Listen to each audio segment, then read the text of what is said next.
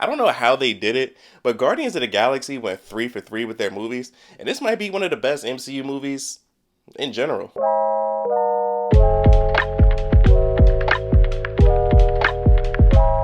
I'm giving this a really good score, by the way. Now, I can't speak for everyone, but I feel like the MCU has been putting out a lot of mid since the end of Endgame. I really enjoyed Shang-Chi and the Spider-Man movie.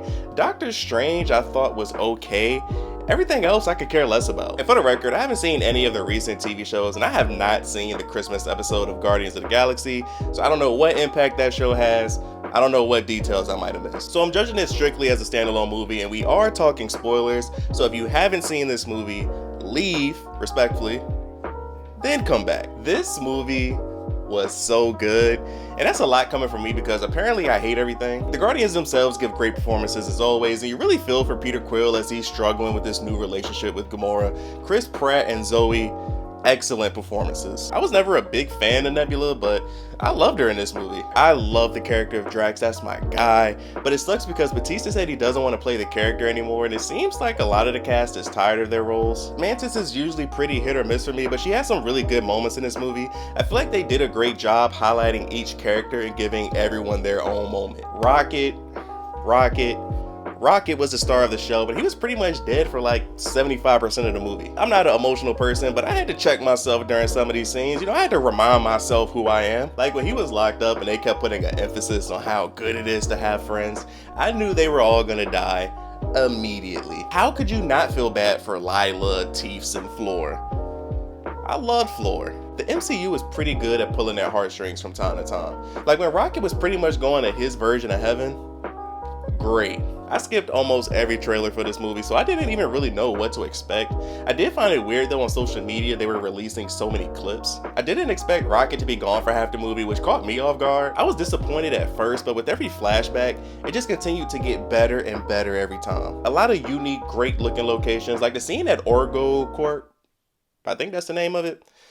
I love that part of the movie so much. This is where we get Gamora back with the crew as they're trying to find a way to stop the kill switch in Rocket. This part of the movie had great action, humor, and moments. They did something I thought I would never see. They had a fight sequence to Reasons by Earth, Wind, and Fire, which almost made me give this movie a 10 out of 10. And shout out to the character Ura, or whatever her name was, because I could tell underneath all that red makeup, that actress was fine as hell. So they get a code, but it's not the code that they need, so they had to find this guy on New Earth or Counter Earth.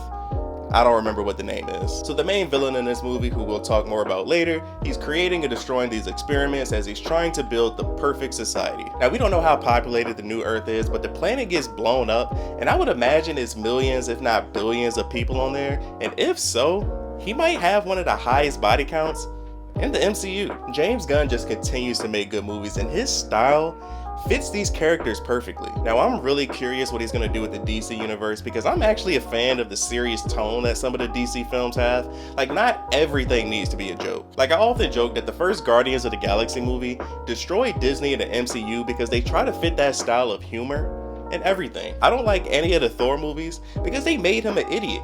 Even Star Wars has the same exact type of humor, and it's so annoying. To my knowledge, Peter Quill says the first F-bomb in the MCU, and Groot, who I forgot to mention earlier, we hear him say words outside of I am Groot for the first time, which was a great moment. The hallway fight scene near the end of the movie was incredible, with all the Guardians going to work on the bad guys.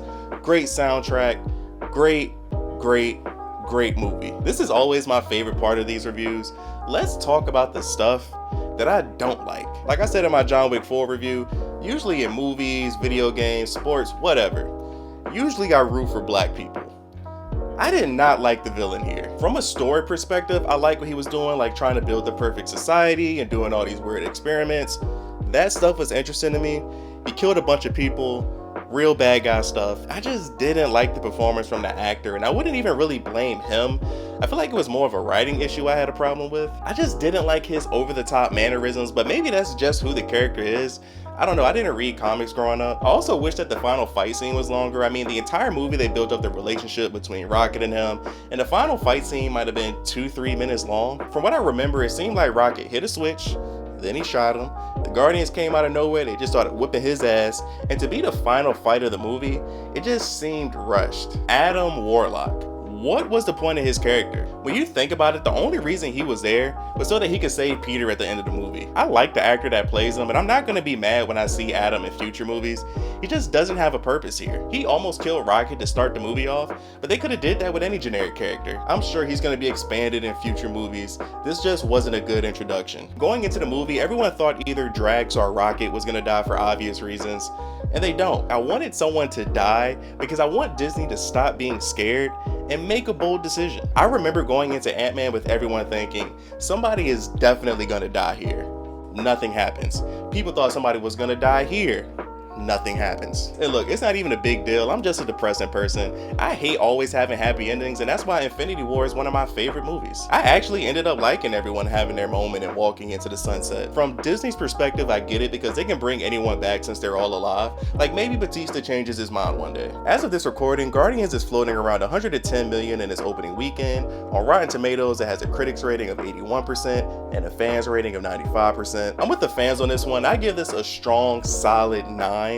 Definitely go out and see this in theaters. This is the second movie I've given a 9 to, and I'm torn if I like this or John Wick 4 more. I haven't seen the other Guardian movies in so long, so I don't know where I would rank those, but I remember really loving the first one. But thank you guys as always for watching. Like, subscribe if you're new here. We talk about a lot of different things on this channel. Let me know your thoughts on the movie in the comments below. Let me know where you would probably rank it in the MCU. Love you guys. Tell someone you love them. Until next time, see you in the next life.